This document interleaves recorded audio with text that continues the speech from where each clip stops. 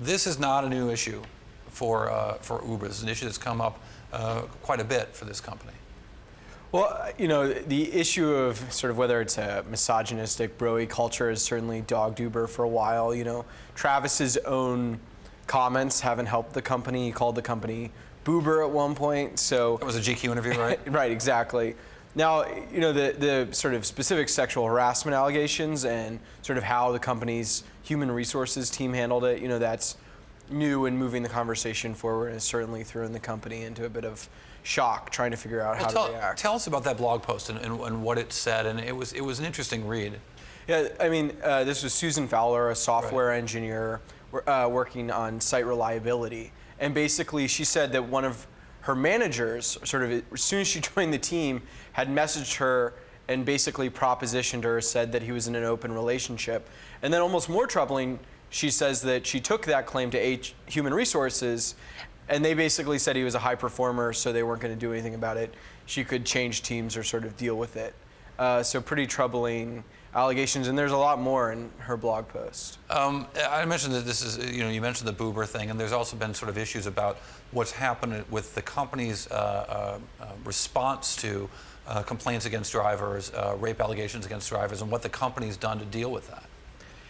Yeah, I mean, with the driver's side, there are millions of them, so, and sort of Uber's millions of drivers that they have to deal with, right? We don't actually know the incident rate, which sort of confuses the whole situation. But yeah, there have been questions about how they handle support, whether they sort of do enough background checks on drivers. So here we have, now 11,000 or more actual employees that they're worried about, but then they also have these millions of drivers where they've had to deal with all sorts of allegations there. We refer to it in Tease as a startup, but I think that belies what this company really is. Right. You mentioned 11,000 employees, maybe 1 million drivers all over the world. This is a big company that seems to have some aspects of baby company behavior, and I don't mean that necessarily in an insulting way, but going through this kind of like cultural definition within the business, even though it's operating at a very large scale.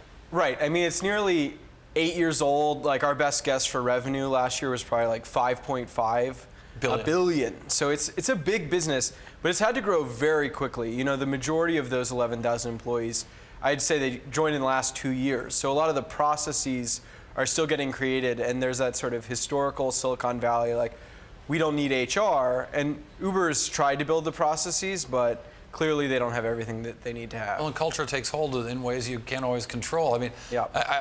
When I was an investor, I used to go around, when I could visit a company, if I saw employees had their stuff in a box, like in a cardboard box on the desk or under the desk, that meant they were changing desks so often that the business is still growing, and I didn't want to be short, and I might want to own the stock. Right. I get the sense that Uber is the same kind of place where growth is happening and change is happening really, really fast. Yeah, but that certainly doesn't excuse, if the allegations prove true. And the company, Travis just spoke to employees today, and they're definitely agonizing over this. He apologized for some of the company's cultural problems.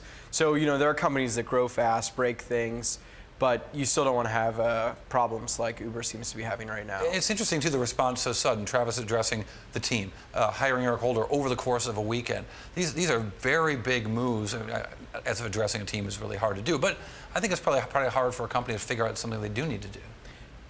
Yeah, this is a company that's had a lot of PR nightmares, so I think, especially after Delete Uber, they learned they need to respond very quickly. I also think they realize how serious this is. I mean, Uber is a software engineering company. They need to be able to recruit away from Google, Facebook. Google's known to be one of the happiest places to work. Airbnb is certainly. And also known to pay top dollar. Right, exactly. So if Uber starts to worry that software engineers are just going to leave because they think it's a hostile culture, that will put them at a major disadvantage to their competition. And finally, do you think this is a sign that Uber is going to respond to these things more quickly than they have in the past?